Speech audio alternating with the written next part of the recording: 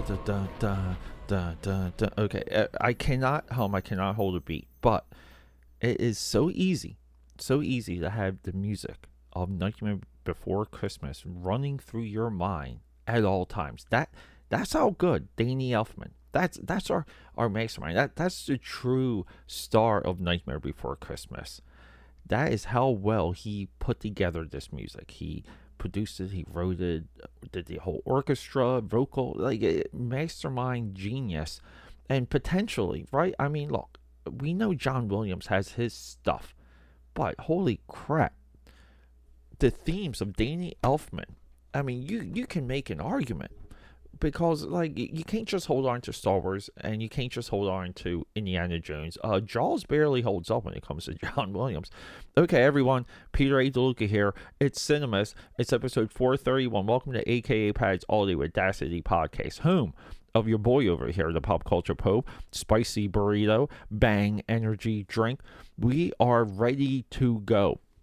This freaking movie, I just, like I wanted to use this platform to tell you guys a little bit of a story, and this led into what I call my personal, my great blackout. My great blackout was in the mid 2000s, where I gave up movies. I mostly gave up drawing. I gave up reading comic books. I was only reading books and working in a corporate environment in Center City, Philadelphia. I almost said Center City, New Jersey. But I was giving myself my own like MBA crash course. But what led to this is the idea that I was able to give up this like geek culture obsessive lifestyle or progress, or I don't know, fake validation, because I feel like the geek community is nothing but fake validation. I just saw someone today, quick little side nudie here, little side dish. I saw someone post today that someone spoiled Spider-Man Far From Home or No Way Home. They spoiled it, and they wished endless diarrhea on that person. And I commented, I said, dude, it's just a movie. Relax. You'll forget the movie in 1 year by the time you see it, okay? So it's cool. This is the fake validation. This is it's weak. It's almost like the beginning of wokeism. The rise of geek culture and wokeism, I think, are congruent. So going back to 1993, I might have been in the 6th or 7th grade. There was two movies that somehow, because we used to go into the newspapers. I used to go into the newspapers and make clippings of the black and white movie posters and check showtimes and stuff like that. That's the way you did movies back in the day. And I clipped out two of them. Bram Stoker's Dracula. Never saw that in the theater. Painful. Regretful. One of the reasons why I love this movie so much is from not being able to do that for whatever reason. Even though the movie's the best interpretation of Dracula ever. And the second was this one.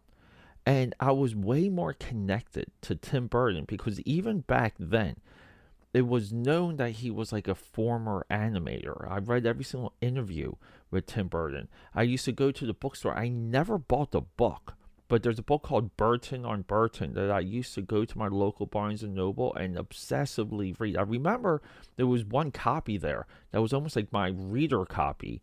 And it was just like, like the spine was all torn up and everything. Like not torn up, but like used.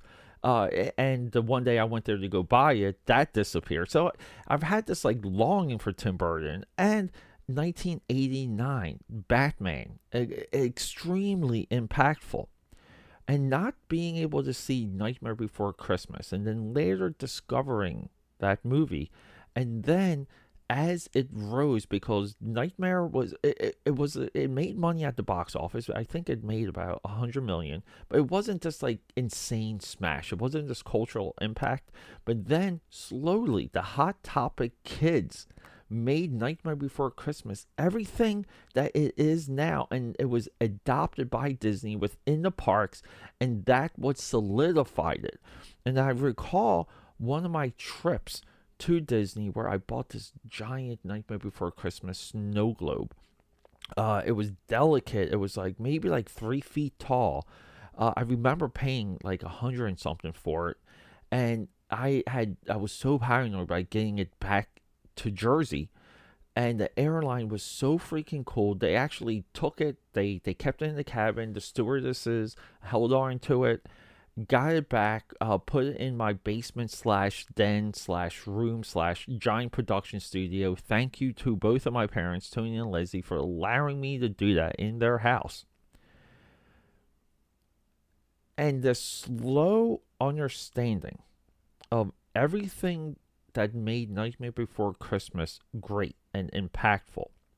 The idea that Tim Burton did the drawings, that he worked closely with the story lines, that it's a part of a huge run with Tim Burton, Beetlejuice, Nightmare, Batman, Pee-wee's Big Adventure, all of that stuff. And Tim Burton, in my eyes, became this like diamond, this guy that was multi-platform. He was interesting. He had vision. He had views. He made Edward Scissorhands. Technically, should be in cinemas. Maybe it will, because Disney puts it in in their holiday selection now. But no, and I always go back to Nightmare Before Christmas to see pure imagination, to quote Willy Wonka, to see imaginative power and to see the arc of Jack Skellington. And I always, I'll leave you with this. Okay? I always wanted to know what Jack did next.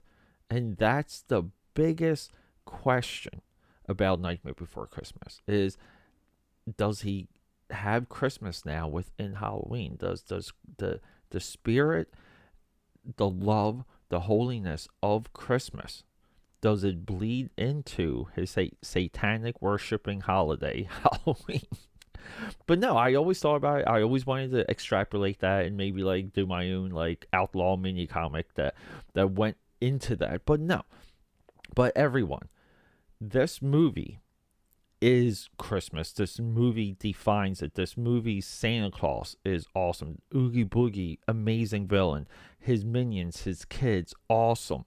All the little inside Halloween jokes. The idea of the forest and the different holidays through the trees. It is there.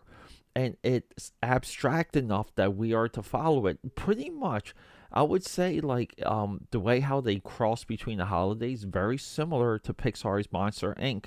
Very similar logic, similar explanations, similar definitions of how those rules work. They echo one another. A lot of people miss that, and that's why you listen.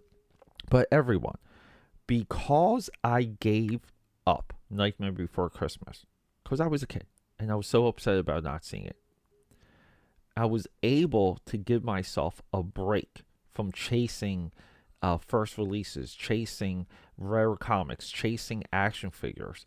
That was the beginning of this exhaustion that led into a second phase of my life of self-development, self-improvement.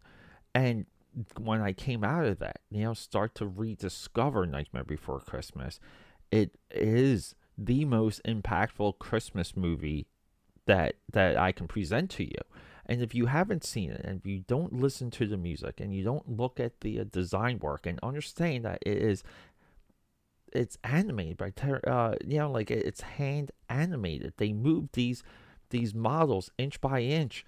It's amazing, realizing the size of what some of these sets were, the expertise, and a little bit of lost knowledge. You watch Nightmare, a lot of the institutional knowledge that was a part of that movie is not there. It's infinitely fascinating. It's Hollywood. It's magic. It's Christmas. It's Tim Burton. It's Danny Elfman. It is a cultural milestone that crawled up that hill to take it all over. Everyone, AKAPAD's All the Audacity podcast. I love you, and thanks for hanging out.